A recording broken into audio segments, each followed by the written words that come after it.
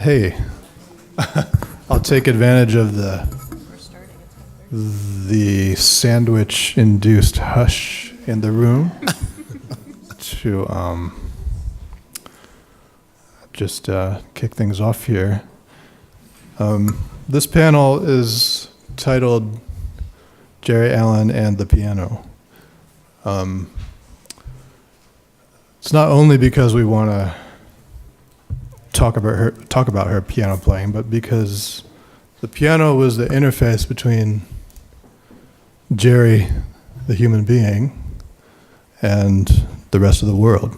It was the interface between her inner world and the universe. And so there are a lot of ways to talk about that, not just in terms of, say, technique or language. But what we have gathered here is a pretty incredible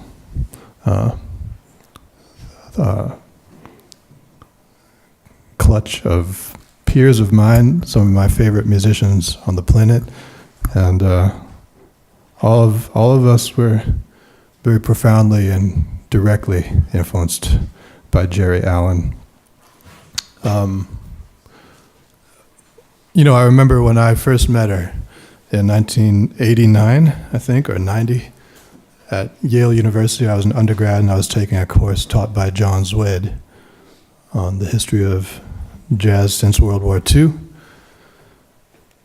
That was in the 80s. So the music since World War II it wasn't that much time. It was like only 4 decades, shall we say. But it was still quite enough to merit its own course. And in the course of doing that, he would bring up musicians from New York City to show us that this is alive. It's not merely archival. And so Geri Allen came and played this ferocious solo piano for us, and she spoke, but we could barely hear what she was saying because she wasn't really trying to have her words heard. She wanted us to kind of lean in more so that we would pay attention more to the content of what she was doing. Afterwards, I kind of, being the fanboy that I was, I went up and introduced myself, and I said, I don't know if many people have said this to you yet, but I'm part of the generation of people influenced by you. And she kind of wasn't having it. But here we are, a whole bunch of us. So I want to introduce them to you one by one briefly, and then I'll give a few remarks of my own and hand it off to them. To the far right, over my far right, your left, one of the leading figures in music today, and one of the most interdisciplinary artists I think any of us knows. Because not only is he, a visionary pianist, a MacArthur Fellow, a recording artist who's had a 20-year span of landmark recordings for Blue Note and now for his own label called Yes Records. But he also has had long-standing collaborative relationships with people in visual art and conceptual art, like Kara Walker, Theaster Gates, Julie Meritu. And now he's a visual artist himself. He has one-man shows opening this year at the Walker and at the Institute for Contemporary Art here in Boston. He's also on faculty at New England Conservatory, and he also is the artistic director for jazz at the Kennedy Center. So basically, he runs things. And this is Jason Moran. Yeah. Hey.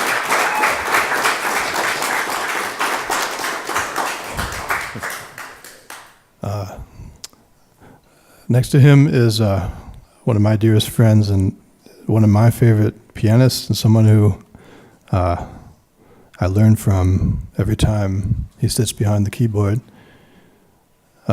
We go back a ways. We met in the context of an ensemble led by Roscoe Mitchell in the early 2000s, and that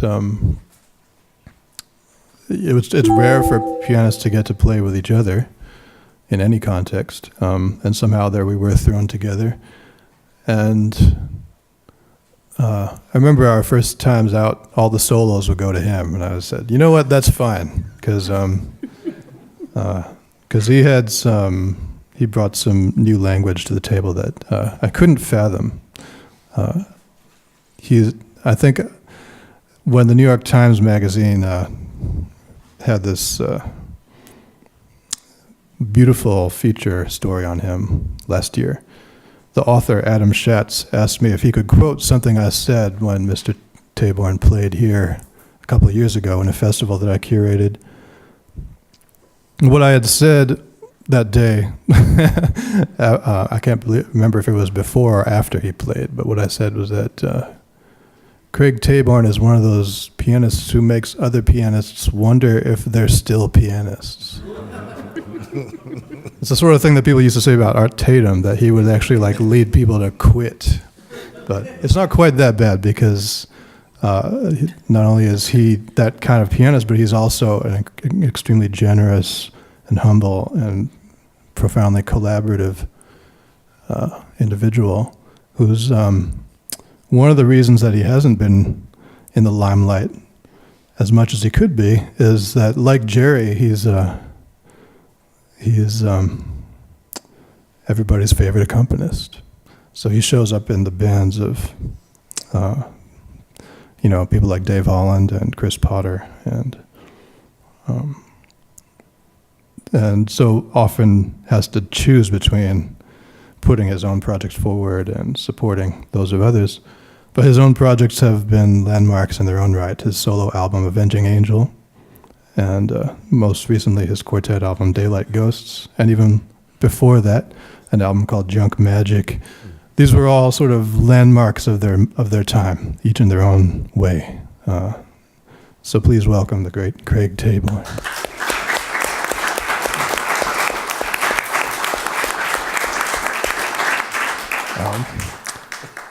And last but definitely not least is someone who's maybe a little newer to the scene, but not than oldsters like me, but has made a huge splash in a quite short amount of time, and both in her solo performances and in her collaborative work with people like Eric Revis and the list goes on. I should have pulled it all together.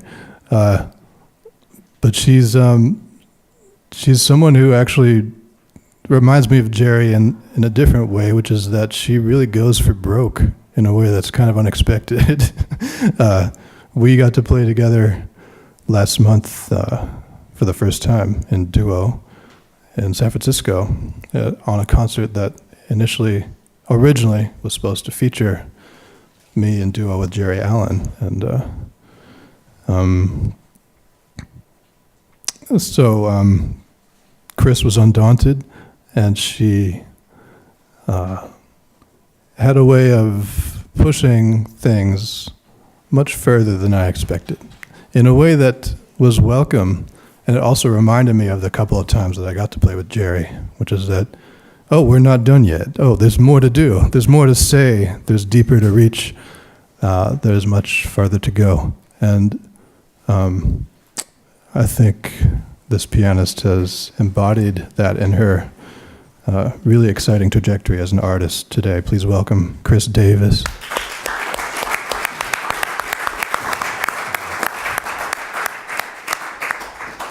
I just wanted to play a few seconds of a little bit of something, which is, I think it might be the first thing that I ever heard Geri Allen do.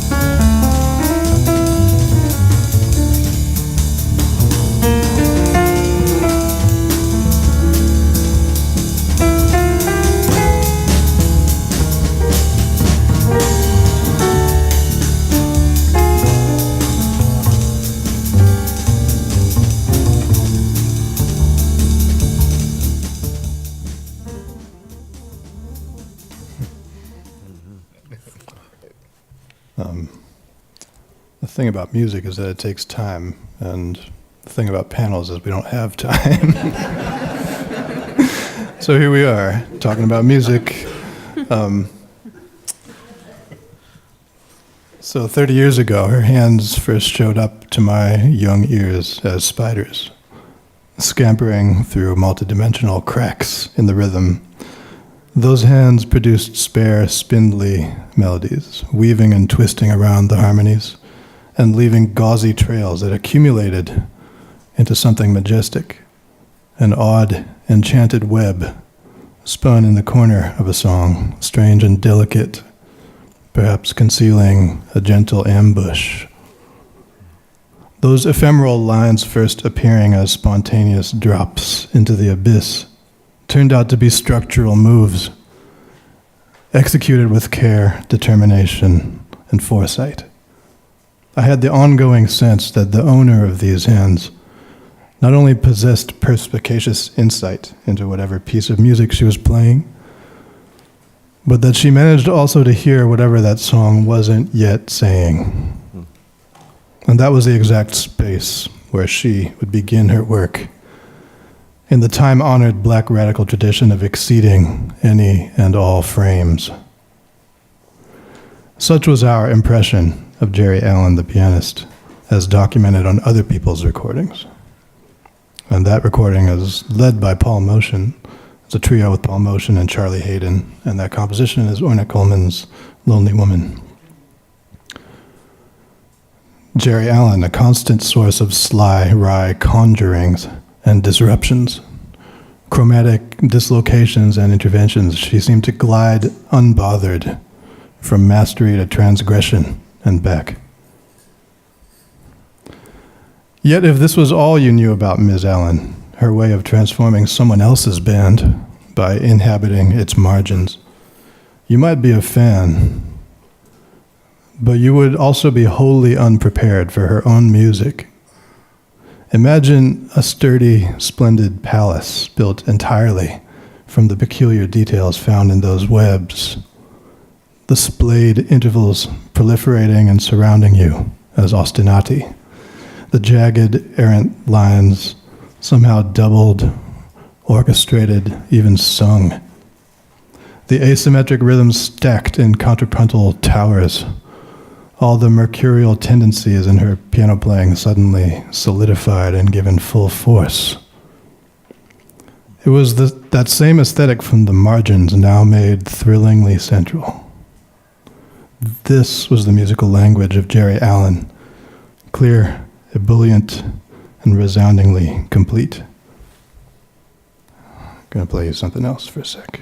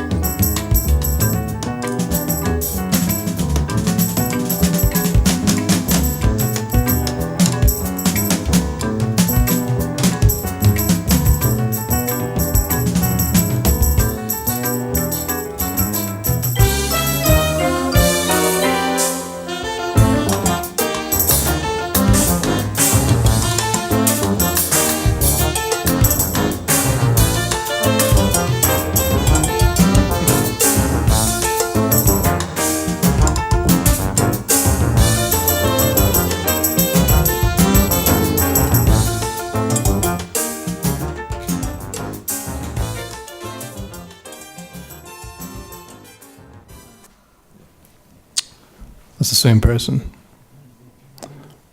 But you can hear it. You can hear the connection. Her improvisations were full of space, thought, listening, and a liberatory quality. Her groove was deep. Her two-hand independence was often shocking. Her lines and voicings were fresh and unique, and she would seem at times to play with great reserves of calm. But when she chose to step up, she would dazzle with fearless virtuosity. She could make a piano sigh, whisper, chortle, shriek, and roar. She was at home with experimentalism and tradition, embracing new technologies and old. She let her creative voice shine, but would leave no one behind.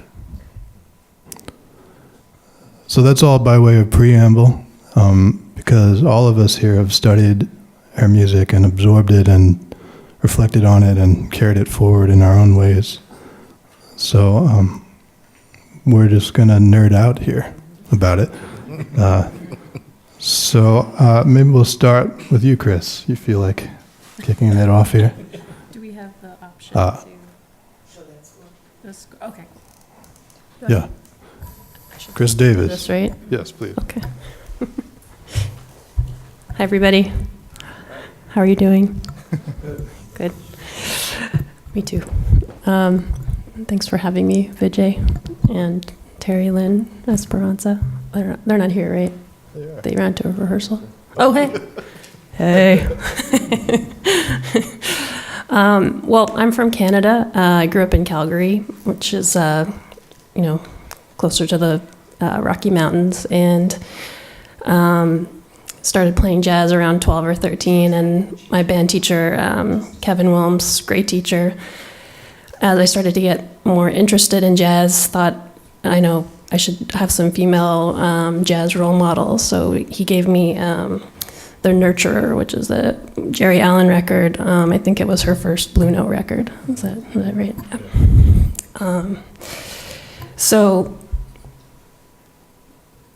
at that time, I was also really into Herbie Hancock, and I could hear the relationship, so I was pretty excited to hear her music and learn about it. So fast forward 15 years, and Craig and I were on tour last year.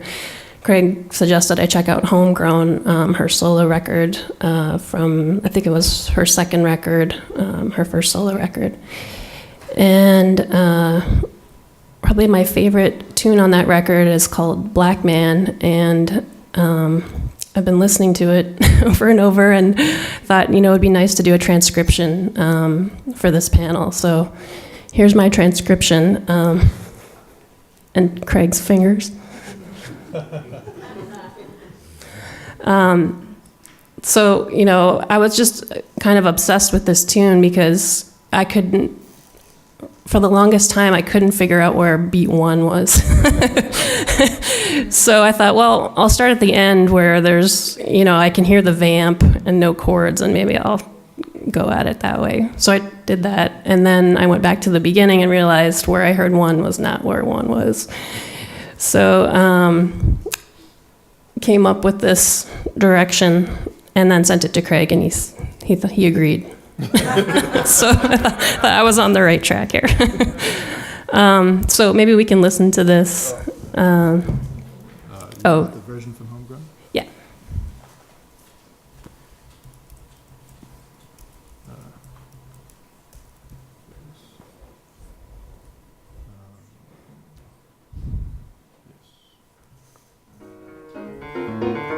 Start again so we know where what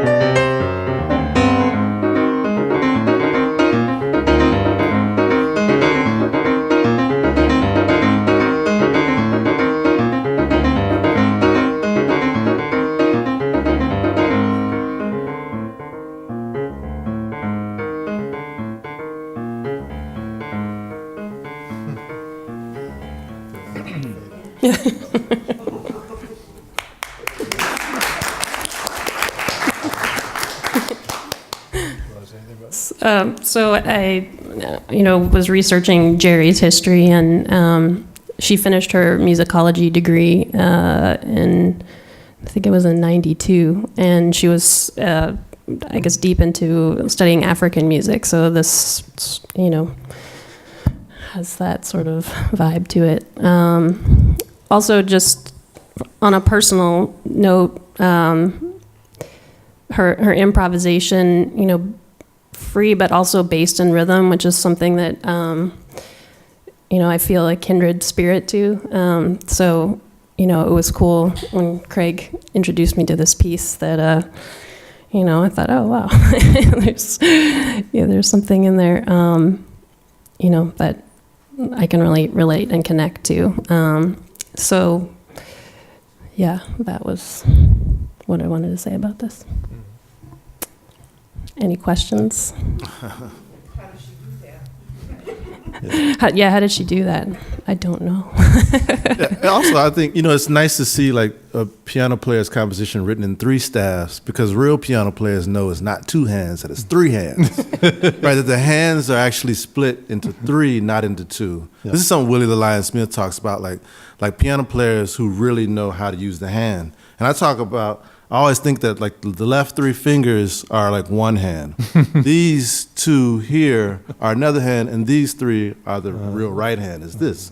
And when you're playing solo piano and you have this option of kind of making multiple dimensions, of which this is a great visual representation of, that it's important to think about, that the musician thinks about every aspect, from the drums to the bass to the melody to the harmony on the inside, and then can splash all around that. But they break themselves into the trinity to make that occur. So that can you play that? Yeah, actually, Craig and I are going to play this tonight. Oh, okay. It takes 2 people to play this. She's got it. Oh, okay, good. I can do it. I can do it too, but we needed 4 hands, so there is I've a made kind an of arrangement. it's like an uncanny level of polyphony that she was able to achieve. That there would always somehow be a rhythm guitar part in the middle of everything. There'd be bass lines that'd be like these wild right hand excursions. Right. And you listen closer, and it's like, but who's doing that? Right. There's still another presence, another voice in the middle that's actually holding it down. Yeah. Like a bell pattern kind of thing. Yeah, totally. And she never let go. Like that's so then it's kind of like when you see footage of Billie Holiday singing, because the conventional wisdom is that she's floating, right? But then when you see her, she's not floating. She's anchored. You can see how she moves, how the music is in her body and how the pulse is in her body, and then her phrasing is kind of orbiting it, Mm-hmm. So you have that same sort of, there's an anchor so that things can orbit the anchor. Mm-hmm. But I also so there's like that kind of polyphony, but then there's also this, you characterize it as sort of free in rhythm, but it seems like there are dimensions of polytonality that she's dealing with too, right? Totally, that it's, have you explored that in any depth? Or? Myself? Or just in terms or of, in this transcription? Yeah. Yeah, it was pretty hard to transcribe the solo section.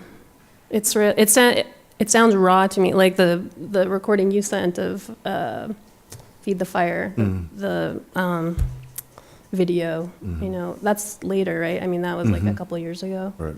It's more, I don't know, she seems more comfortable and polished. This is still kind of raw, like trying to figure out which direction she's going and how that kind of rhythm and pulse is incorporated into that kind of freedom.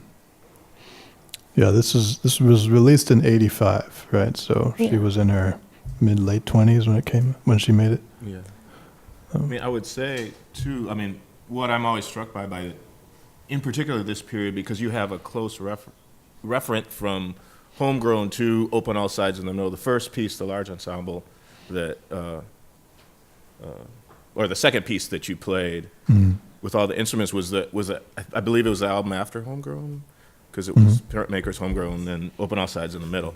And what I've always discerned from a lot of this stuff is there's the aspect of Geri as the composer and arranger working out material for an ensemble on herself. And so a lot of the kind of etude-like aspect of this is like, okay, I want to hear this in the bass, I want these voicings, and then I need this melody. And then she's like, well, I'll just play it all.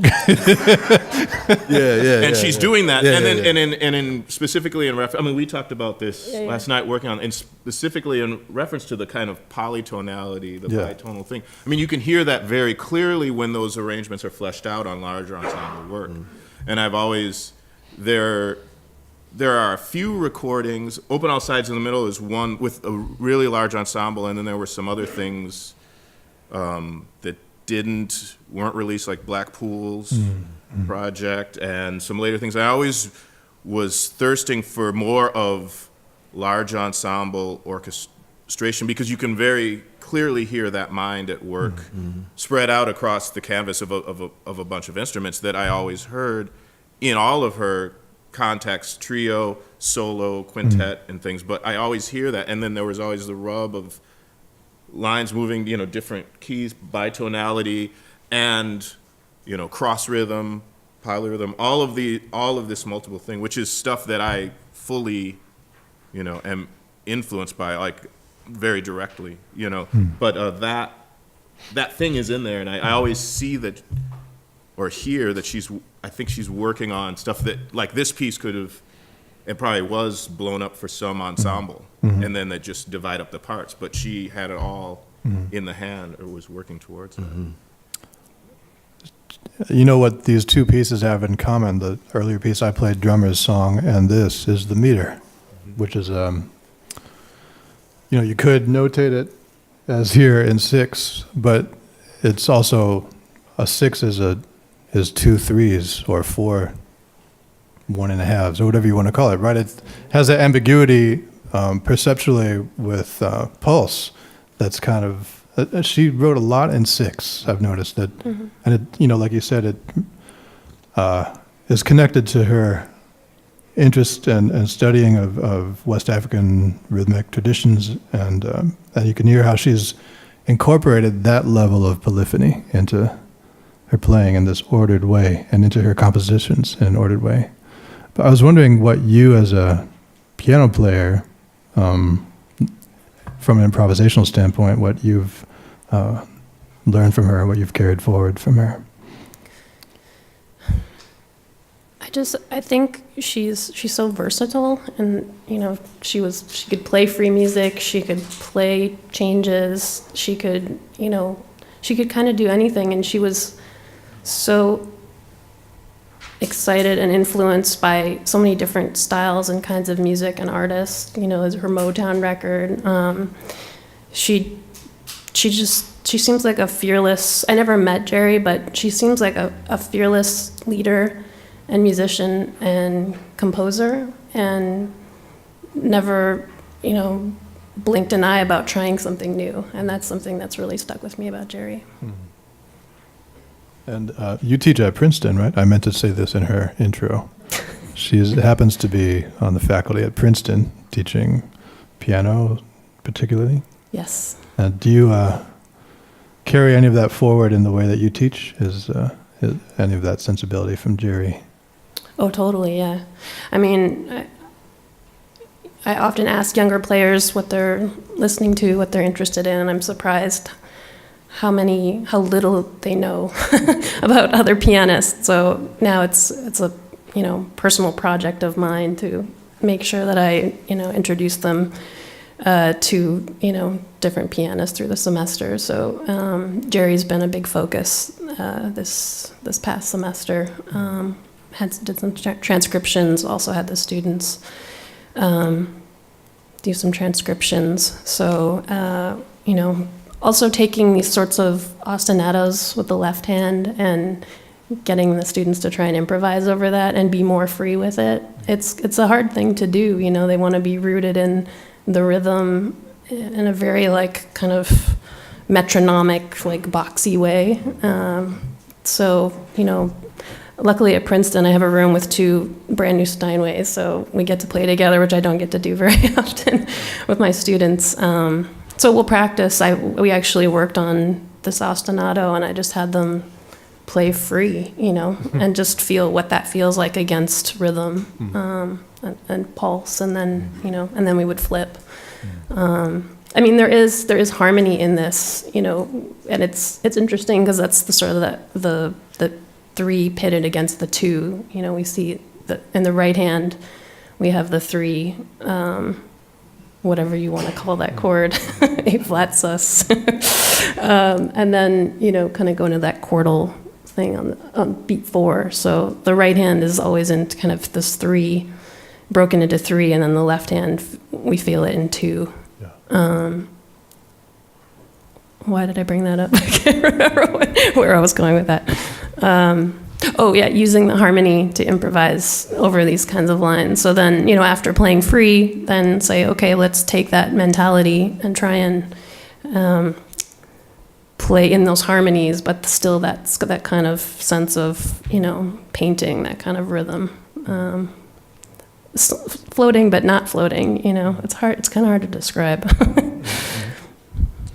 Yeah, I remember hearing someone, Dave Holland, talked about kids kicking the back of his seat on a plane, and mostly about a child wanting to feel tension, like in their legs. The reason that they kick in your seat is that's the thing closest to them that they can feel to push against their foot. And as we raise children, we've watched our children figure out their relationship to the ground, right? Like what that tension feels like. And then, of course, if you grow older, then you don't have to kick the person's seat anymore. Now I know where the ground is. But like in this, like she has this ground here, but it's not a ground as much as it is like a trampoline. Like it's this thing that you continually bound yourself from and then return yourself to with gravity. And I've always thought that when hearing her like in this world, let's say, is that she's also showing like the kind of like the acrobatic, the gesture, as we watch the Winter Olympics, we've watched how you can flip a phrase, right? We watch that there are these muscles binding against themselves, that there are these phrases that are twined and that there are these tendons, right? So there's all this pull. It's always pulling. It's never just like out there floating as much as it's pulling, right? And also I always thought that as I learned more about music, that much of what we display is our personality, right? And the thing that you played in the beginning, like when she's playing Lonely Woman, which is also like it's just groundbreaking recording, is that she's showing you this interiority, right? And these phrases, she's just sharing with you just a little bit at a time. And she's very close to the thoughts, right? They're very calculated, but they're also a little bit apologetic. But they make you listen like, well, what do you want to share next, right? And then comes this melody, and then come these little bubbles. Like it continues this kind of like, I don't know, this relationship with the music and the musicians and the listener. And so as I think about her, there's the hand, this is our hand, our right hand generally is the hand that kind of like wants to get away, and this left hand related to the lower part of the piano is always this place where here is where the ground is, and this example is just stunning because it shows, it's like the open floor routine in gymnastics, right? It's like, I'm gonna go vault across this floor. You know what I mean? It is just stunning. I mean, and I think one thing I mentioned we were talking together a few months ago was I thought as a black woman, what she also tried to display is this ain't no myth, right? That this is real and this is difficult, and you should hear it as difficult. You should not hear it as this thing that I just flew out, right? It ain't that. This is rehearsed, this is studied, this is thorough. It's work. Right? Yeah, it's work, right? And I don't know, like it never, so I always loved her because of that, right? Because she wanted to make sure that was the evidence that we could talk about when she wasn't here. was that this, you know, and there's a captivation that we continue to hear, I think, in her music over all of her many shades that she continued to show us, you know, was that not only did she demand like this kind of like virtuosity of herself, but also when what she watched, and maybe what Farrah kind of mentions earlier with this kind of dismissal of certain historic traditions or cultural traditions in the music, with that she probably looked around and said, these fools ain't gonna do nothing. So I guess I have to talk about Motown. I guess I have to talk about Mary Lou Williams. Yeah. I guess I have to talk about Earl Garner, because she looked around at these rest of these fool musicians who have left the stuff awry. That's right. I really think so. Yeah, you're right. Without any kind of care, but a lot of yelling about what's wrong, and therefore have done no work to preserve it. Exactly. You know, no work to reintroduce it as another idea. Yeah. And for me, she has been the best example of these kinds of, you know, innovation and preservation, you know, that I am pretty clear to myself that I would admit that she was the first musician to really do that. Yeah. Like the first to show that you could innovate and you could also take care of someone else's legacy too. That's right. It's so broad, you know, it's so flexible, and it's so genuine to her character that we now understand that as one of the rarest kind of human beings to kind of walk within the music. And it took her to kind of put all that together. It really did. Maybe can we listen to a short Skin? Yeah, the song Skin. But actually, before we do that, I wanted to just play. Thank you, Kris. I wanted to play a second of something else, which touches on what you just said. See if you could recognize this song.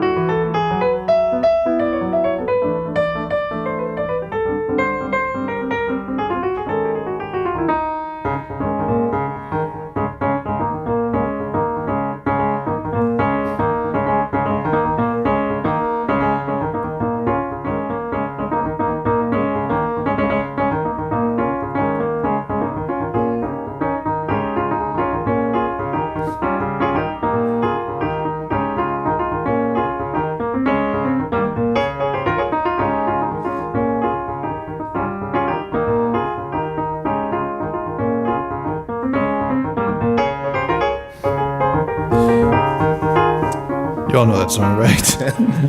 That's so amazing. Yeah, that's right. That's Wanna Be Starting Something. It's from Geri Allen's album Grand River Crossings, Motown and Motor City. When I heard that, it was like my entire childhood all at once, just kind of like consolidated, and you know, and like you're saying, it's capturing something about the expanse of the tradition, you know, that she's working with, that connects what she does to what Michael Jackson did, to what Quincy Jones did, to, you know, and then that was just recorded about 6 or 7 years ago, right? So, and so anyway, we're going to move on to a piece that was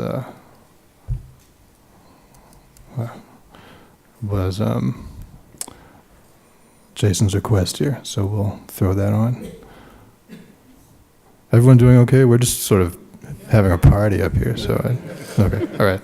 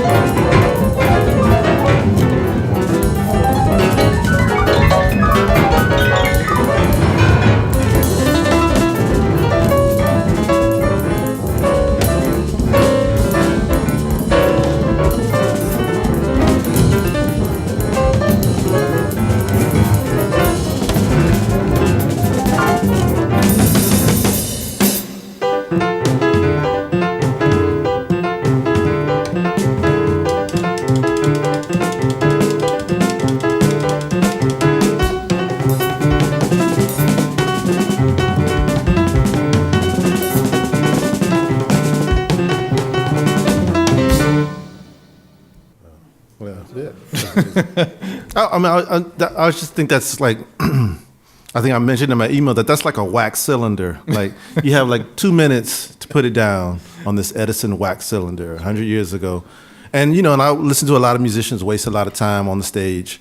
But Geri Allen don't waste no time, right? Like it's all authentic, it's all real, it's all intentional, and it all comes out. And in a recording, in the process of making a recording, it kind of really becomes part of our thing that we have to focus on. It's like, how do we kind of like make like the quintessential version that's going to live on for a long time. Yeah. And this song, and when I think about her, is I thought that what continued to captivate me in listening was that she now allowed like traditions that were generally, when I was growing up, thought to exist on the opposite sides of the fence, right? Like Wynton and his crew talk about this, Cecil Taylor and their crew talk about this, but that there was no, common ground for the worlds to live.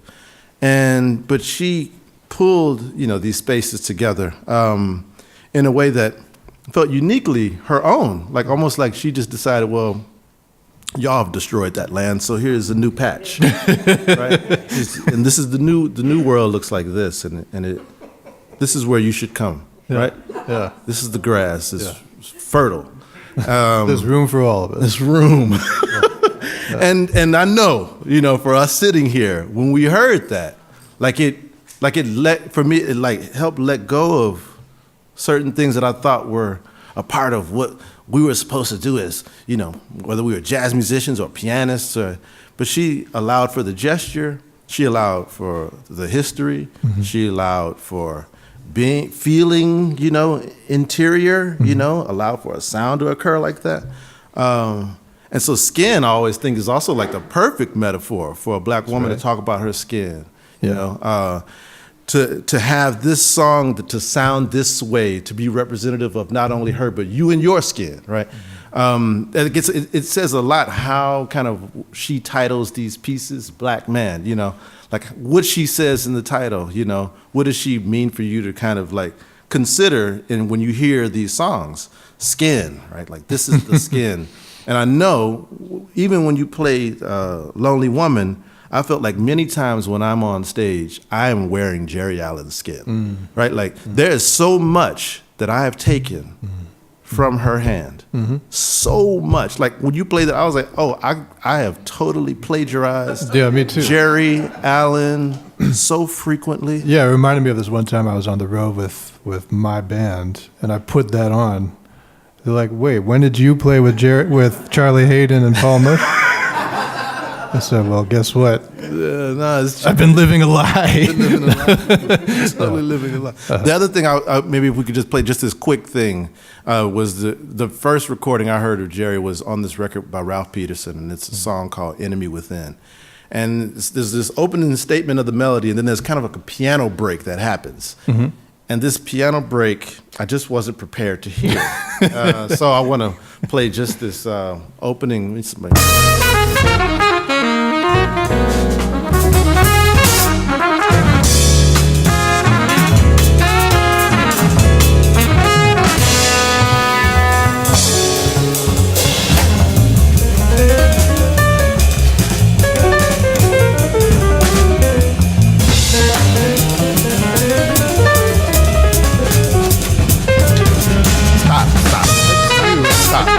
Stop. I heard you. That right there.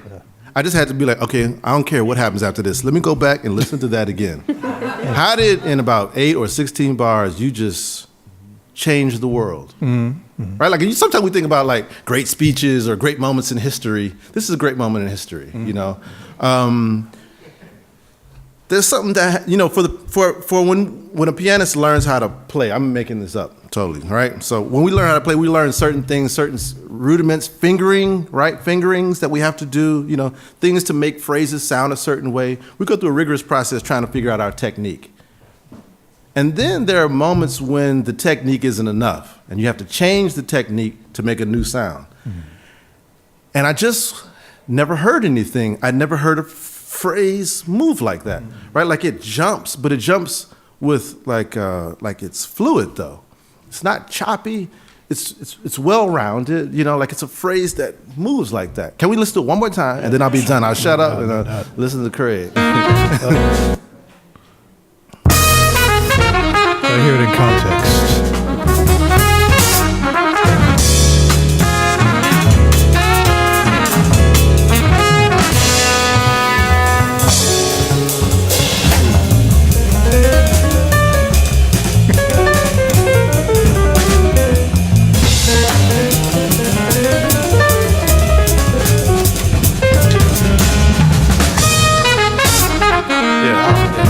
I don't know. I mean, I could go on for just that one nugget of information. I mean, she goes on to play a brilliant solo about a minute later.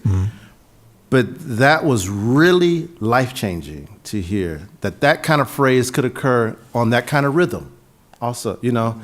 And I don't know, it just was the new place, you know. It's like the New Testament was now started when she played that for me. And that all this new text could be written, right? That she go on to write much of it. That we're kind of like, that's why we're here discussing it. But those are my thoughts. Yeah, what struck me about her in that context, which seemed to me, you know, Ralph Peterson's music, that band, or the trio album Triangular, is that there's this volatility, right? And then she's somehow embodying stillness in the midst of it. There's a kind of composure from which these phrases are just placed. You know, it's not even, it's not that it's not aggressive, it's more that it's, like I said earlier, unbothered is the word, that she has her own kind of, the shapes that she creates have their own logic, and she's not worried about them not conforming. That's not even a concern. It seems like she knows that they have their own integrity. And then the other thing about it is that there is the body in it. Like there's a physicality. I mean, I've talked about this in the context of Monk, that you hear his hands, like the shapes of his figures are the shape of his hands, right? And you hear that with her too, that she's carried that tradition forward. It's not about transcending the body, it's actually about sounding it and letting it have its own integrity and its own truth in the context of the music. And I think that piece, Skin, that's her sort of pushing that to its logical extreme. You know, it's sort of like, because at the time when I heard that, I was already pretty deep into Cecil Taylor's music, but it even felt extreme from that standpoint. It's sort of like, this is, it's shocking. There's like a shock, you know, and not as a stunt, but rather as this kind of like, she's able to contain something that would otherwise be shocking into a context that feels right. You know? So I don't know, I think that way of allowing the body to sound is, and then to have it sound in dialogue with structure or with sort of these more abstract formations is just something that I identify with her. And I think I identify it with all of us, too.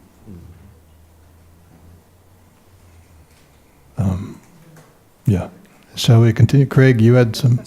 Oh, yeah, there's a question. Well, I just have an anecdote about that album, because I wrote about it in my dissertation. Is there a mic for you, maybe? Where are those mics at? Or just take this one. Well,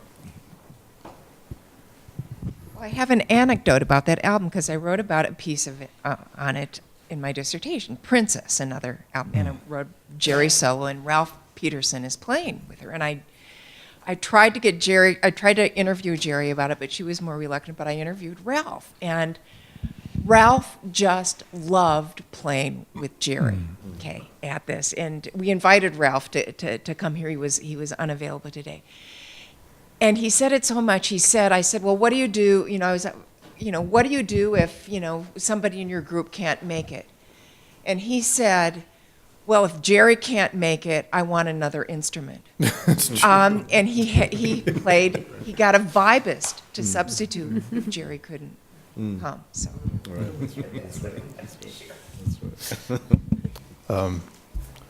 Craig, did you want me to throw on one of those clips, or? Yeah, I'm trying to think if I'll start, because I can lead off, or I was going to give Place of Power, or the one? Actually, yeah, because it leads right in from. So isn't that the tune after Skin too? Yeah, it's right. Yeah. after. So this album Twilight that Jason's selection Skin, which was very visceral. This is the piece following, and it's entitled "A Place of Power." You can just play maybe the beginning minute or so.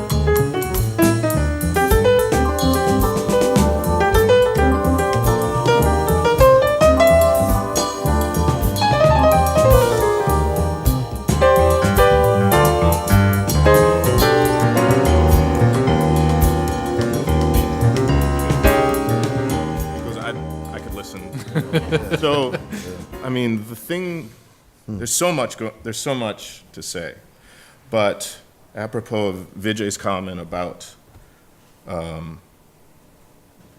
stillness, about I would add patience, and in light of the piece that came before that was such a demonstration of a certain kind of I wouldn't say aggression, but just assertive energy and potential. This piece, Geri's Place of Power, is coming from a place of stillness and transparency. There's a cool breeze running through that music, and it's grooving. And that's largely due to the kind of window she leaves open by allowing space and patience to guide it. And there's light coming in. And with that light, there's some warmth to mix with the coolness. You know, it's just this kind of space. The rhythm section, everything's being played easily. But what you hear, what I gleaned from that kind of playing is she's playing, you know, when you learn, especially the way the pedagogy exists for learning jazz, you learn the way it's sort of set up to learn. You're learning patterns over forms that are delineated by measures, and it's very grid-oriented, just the way you're led into it. And you're supposed to learn how to negotiate these chord changes that change in specific places and plug in patterns. And that can lead to, and has led to, a lot of players that really kind of go, you know, and it gets very much that. And of course, the history of the music is that this is about speech. It's about vocalizing, you know, it's instrumentalists trying to vocalize. And she's playing, you know, speech, she's speaking to us, and she's dancing. Those phrases, it's gesture, it's emotion, it's speech. I can hear it, you know, she's saying things with notes and rhythm, and that comes from, I think, largely because and it's over a groove, and the grooves, and she's marking these things, and then she has the confidence in the groove and the dance to start shaping and speaking to you. And that's something that I completely aspire to totally in my own playing. Now, in terms of my relationship to Geri's music, you know, it goes really far back in terms of my own playing, because I saw Geri the first time in about 1985. I was 15 and had been playing piano for about 3 years and was just coming to terms with a lot of these things we're talking about. I was sort of in a vacuum. I'm from Minneapolis, and so there's some great musicians obviously, in Minneapolis, but it wasn't something that was accessible in that, well, somewhat, but I was just sort of I was into Cecil Taylor. I was into Horace Silver. I was a jazz aspirant into a lot of different things and was trying to put together. And she did concert at the Walker Arts Center, a solo piano concert. A lot of the music was from Homegrown and those things. I had no idea who she was at the time. I just went to this concert because it was supposed to be a good one, and it was great, but it was also kind of transformative because of what she was doing at the piano and the breadth, because it was sort of encompassing all of these things that I was listening to at the time, and it set a template because there was Motown in it, there was Cecil Taylor in it, there was Bud Powell in it, there was Herbie Hancock in it. You know, it was all of it at once from a piano. And that kind of, even just the image of her doing that changed my relationship to how I even considered learning. And I knew right away that the kind of the pedagogical methods that were, you know, you could glean from books or that I was getting from trying to get together with, you know, these jazz teachers was an incomplete story, and that there was a lot that I could start putting together on my own. And I kind of knew almost intuitively watching her that that was part of the project. These kind of things like her working out ensemble arrangements at the piano, I understood that, and then I started trying to do that. So I would, if I heard things, instead of trying to parse it out, oh, I wonder what that would sound like against this bass line against these chords with this melody, instead of having it be a mystery until I could get somebody to play it, I started figuring out how to do it.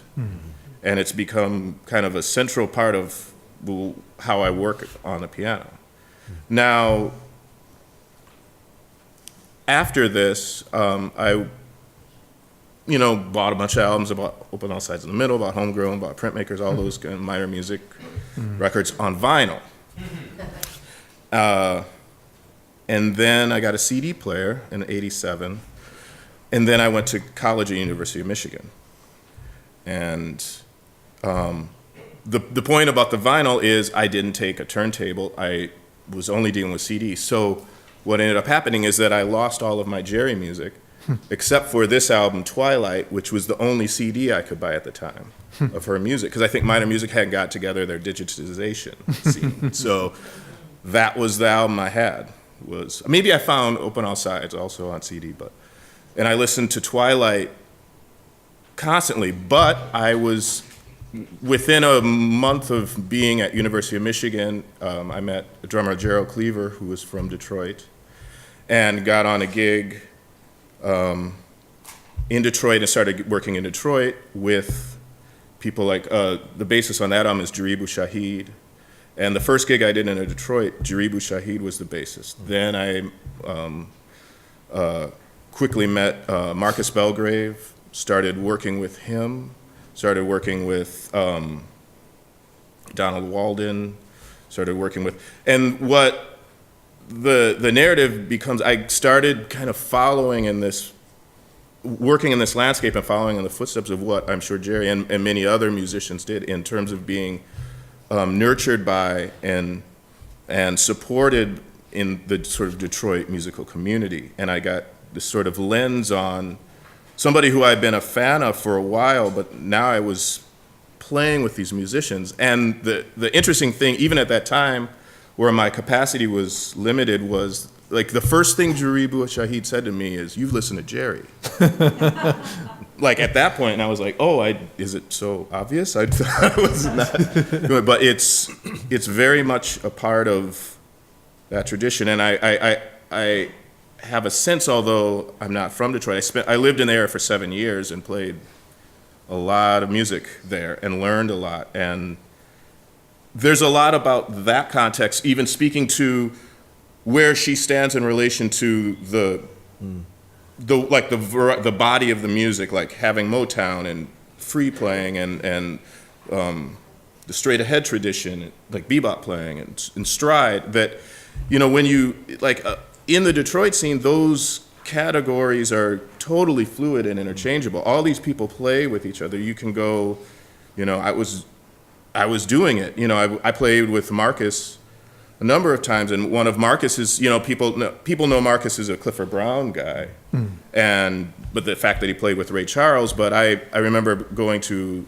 do some gigs with him in Mexico, and we flew down there, and he started talking about how he had gone to Dallas in search of Ornette, but Ornette had gone to LA, and he met Bobby Bradford, and that was one of his main people. Bobby Bradford being a trumpet player, also associated with that, but who played also with John Carter, this other wing of a certain kind of opening free jazz that was coming out of the 60s, related to Ornette Coleman, and fantastic musician.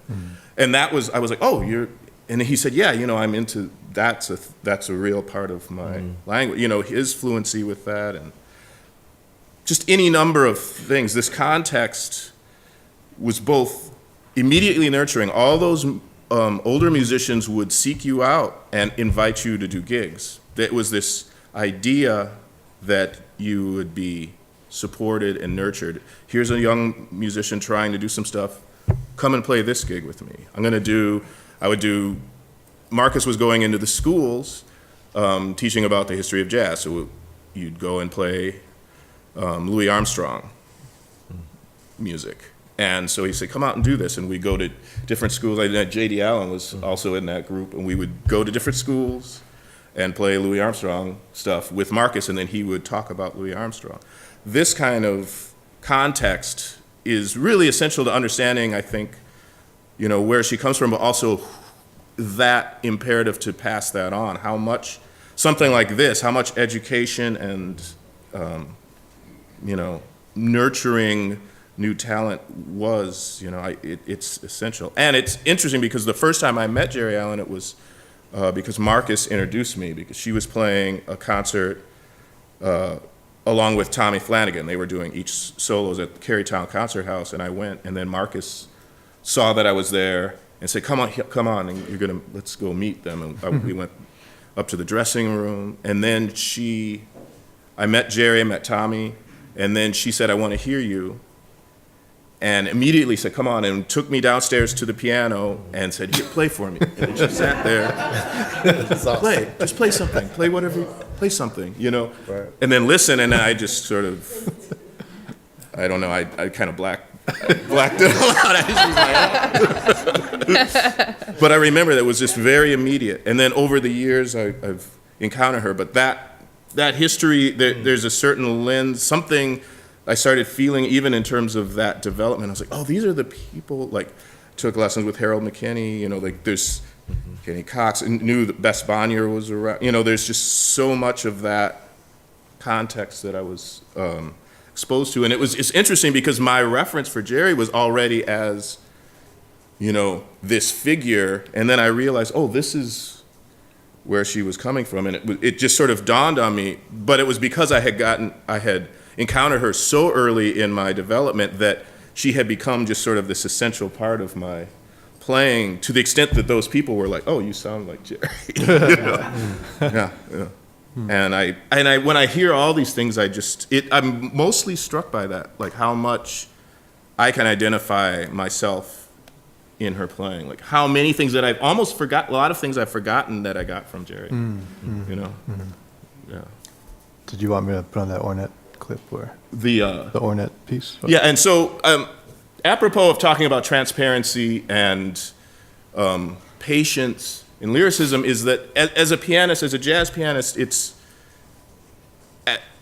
as an accompanist, it's sort of essential to have these qualities, because you have to be able to engage in the context enough to support and to encourage, but there's a tendency for a lot of the history of jazz piano that can become dictatorial of the context. Like there's a thing where, because you have so much power and weight harmonically, you can do something that forces everybody else to conform to what you're doing. And it's a lot of power in that context.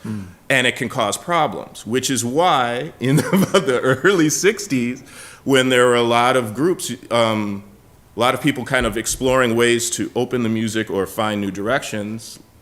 First person to go was a piano player. Yeah, first person to go. Ornette Coleman was like, okay, no piano player. Miles Davis famously, encouraged Herbie Hancock to lay out for large swaths of the time.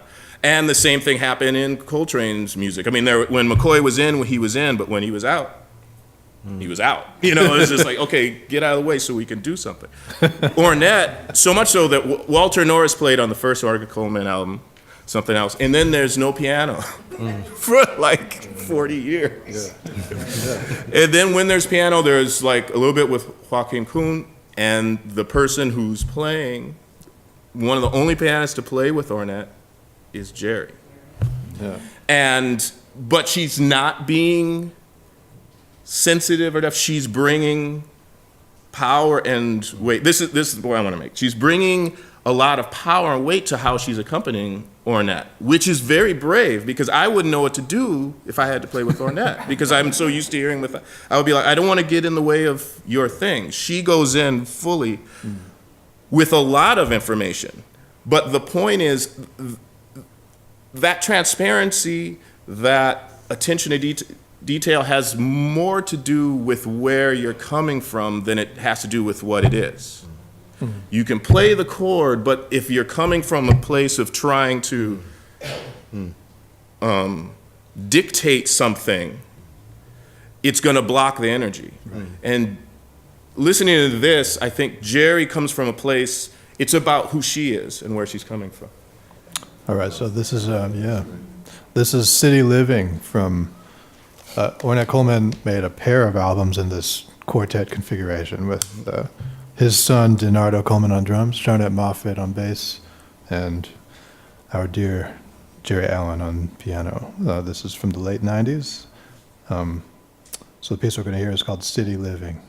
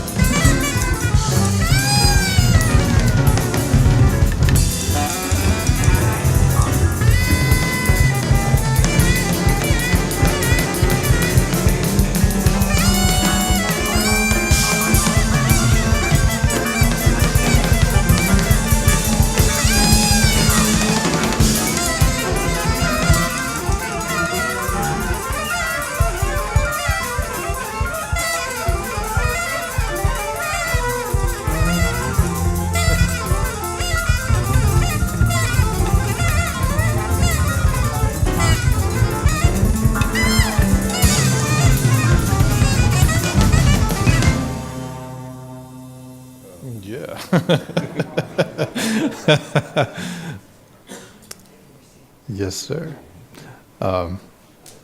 So, Craig, you had a pretty special extended contact with Geri in her final year through this collaborative tour you were doing in support of McCoy Tyner. And you mentioned something a while back about the way, about listening to McCoy Tyner with her. And I wonder if you could talk about that. Yeah, well, that was one of the first ones. I think that was the first one I did. The concert, the package was basically two pianists supporting McCoy, but playing his music, like with his rhythm section. You know, so like I would come out, play 3 tunes, Geri would come out, play 3 tunes, and then McCoy would come out, play 3 tunes. And it was honoring him. It was a way to give back. It was a way to support. And of course, for Geri, it was a big deal because it's McCoy, who's one of her heroes and main influences, and then I'm there. But for me, it was equally as a big deal because it was McCoy and Geri Allen, who were, if there are two pianists who sort of I could identify as sort of, central figures for who I am, those are the two, truly, and in equal measure. So it was a pretty intense experience for me, especially that first one. I was just like, it's definitely kind of a Zelig moment when you're just sort of like, okay, I'm gonna play now. So I went out, did my thing, and then Geri played, and it was fantastic. And then she came backstage when McCoy played. We were at the Paris, the Philharmonie, the new Philharmonic Hall, and she sat down. She pulled up a chair and sat down, and then she kind of held my hand, and we watched McCoy. And that moment, I mean, I just freaked out. I cried because I was sort of like, this is like a dream. This is not real. I was just sitting there, and then she would turn to me, like if he'd do something, like you do one of those McCoy things, it was really cool, and she would turn to me excitedly. I'm just like, I mean, it was one of the most surreal things, and I just had a moment. I'm having it now, but it was a very, it's one of the most special times, and it was just something.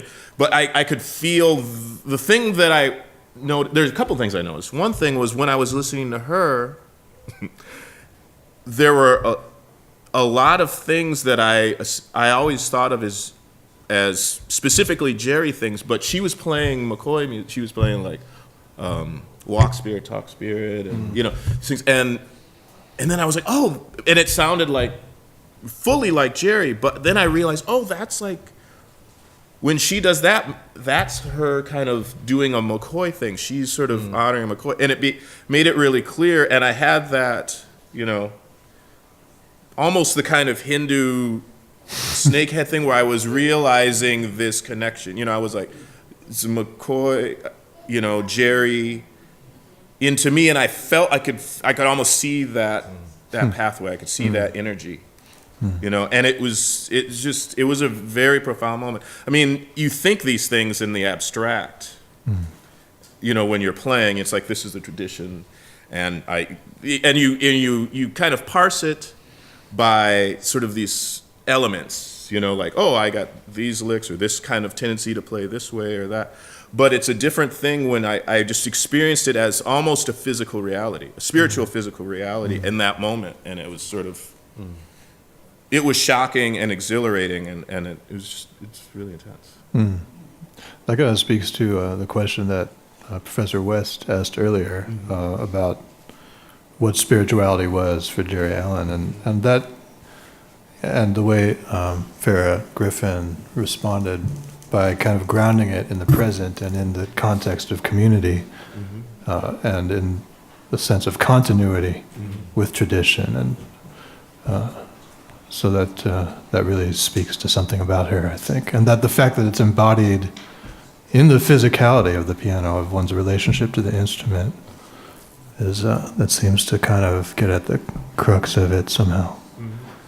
I was interested in something you said earlier, and maybe we should take some questions, if there are any from the audience. So think about your question while I just highlight something that you said at the beginning of your segment, which was about, in a way, this is something I've learned from the elders, is how to speak about music in human terms.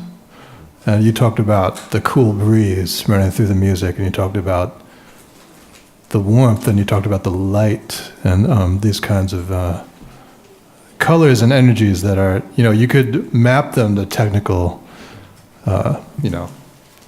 like I could point to moments on that page where I could maybe say that this is that, but the fact that we can talk about the ingredients of the music in these terms too is, I think, something that she never lost sight of, and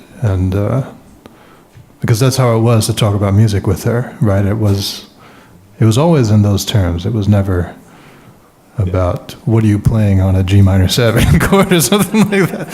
So, are there questions out there for this gang of ticklers? Yes. Oh, here's a mic right here. Okay. I wanted to know that I'm Becca Pulliam, Oh, hi. and when I came to New York in the 80s, I didn't think of this until something that Kris had us listen to, I think. Don Pullen and Geri played two pianos at a session or two. I know of one. And Don Pullen was the one that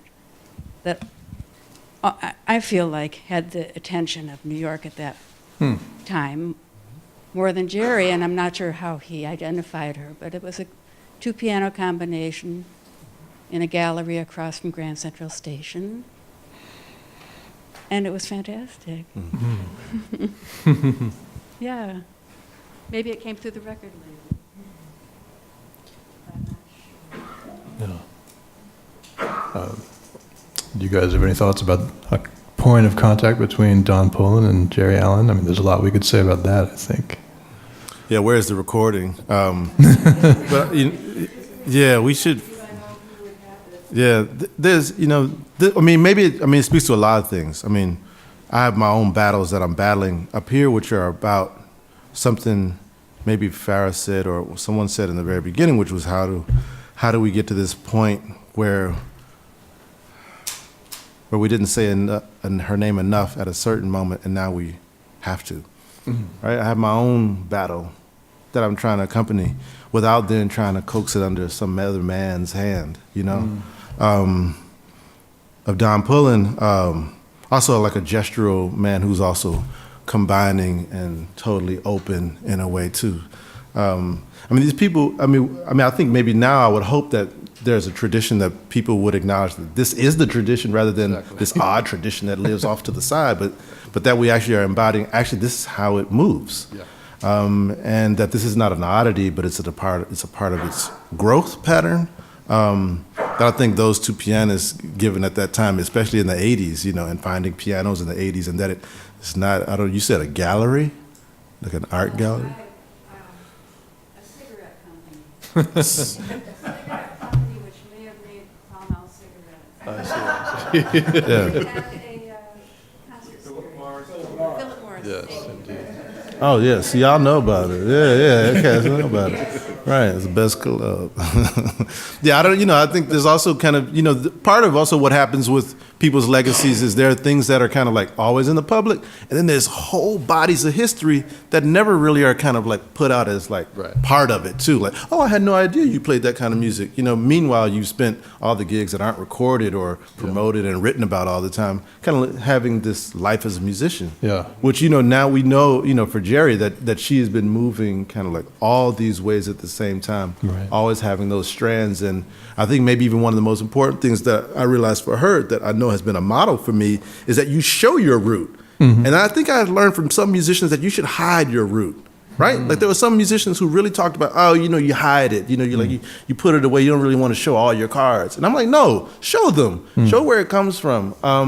And I felt like she did that so openly. Yeah. With, you know, even at the moment, you know, near the end where she's still taking care of the legacies of Mary Lou Williams, Earl Garner, McCoy Tyner, and her own and her children, Yeah. and then has a moment to still sit on the side and be a fan of McCoy. Right. Like that kind of like openness, and I don't, you know, and it's further than most musicians we witness. It's true. As models of this kind of behavior.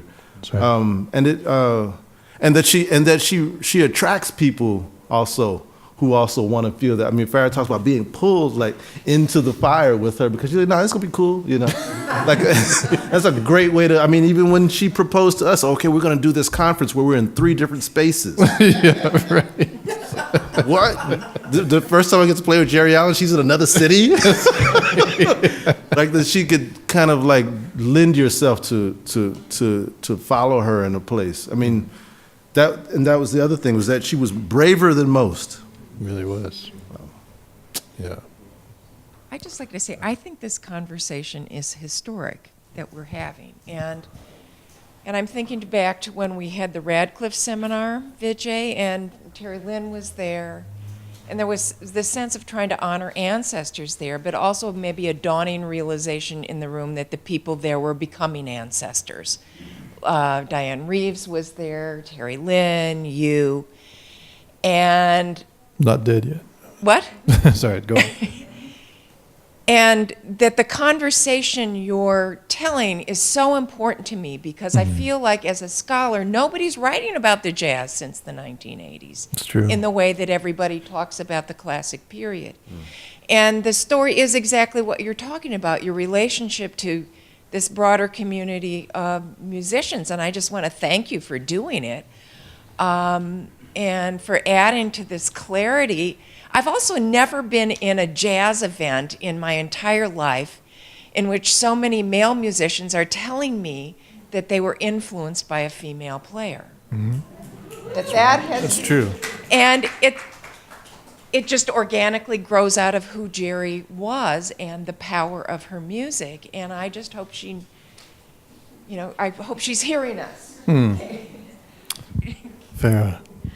I just want to thank you all. I learned so much sitting here. I was just taking so many notes. You're going to hear yourselves repeat it. Do it all back. I just want to sit at your feet and listen to Geri and listen to you. I mean, it's been amazing. But I wanted to throw something out there for, like, especially Craig. Thank you for that Detroit thing, because that's so important. But I think one of the things Aura will remember that a lot of people don't know is that Geri played piano for Mary Wilson, right? The Supremes. Wow. Yeah, and it was always fun to hear her talk about what it meant, what she learned in that context, even about like what to wear on stage, of course. But that's part of it too, you know. She told me about when she was here in 2007 and with the group with Maurice Chestnut. Somehow we got to talking, and she was talking about playing with Mary Wilson, and she said, well, you know, I really learned she taught me how to put on makeup. Wow. Well, I think one thing that's been embodied in our conversation, and I think will persist throughout this weekend, but any in-depth conversation about any artist, I think, would reveal the layers of information that have escaped the archive or that have eluded capture. Like even just now in this conversation, I've been DJing. I've been just kind of pulling up stuff on Spotify and YouTube and stuff, but that's not all there is by far. And all of us know that making a record is, yes, it becomes the record that becomes part of your permanent record, but it's also not really, it doesn't capture what we do. It doesn't capture our lives as artists in the world, the kinds of encounters and dialogues and sustained interactions that we're all a part of. So this, I think, this whole weekend is a project in trying to enlarge and bring nuance to that other archive, the counter archive, shine a light in that direction. I think we need to wrap it up for now, and we'll have a little bit of a break. So please thank our panelists, Jason Moran, Craig Taborn, Kris Davis.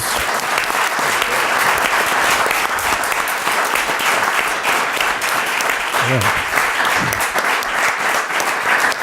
And By the way, we're all playing a concert tonight together. It's not quite 4 pianos, but it's 2 pianos and each of us in solo and duo formats through the course of the evening, and we'll also be showing some beautiful film work, video work by the great Carrie Mae Weems, whom you'll be meeting in just a few minutes. So we'll be back at 3:15 with Carrie Mae Weems, Terry Lynn Carrington, and Esperanza Spalding. Thank you all.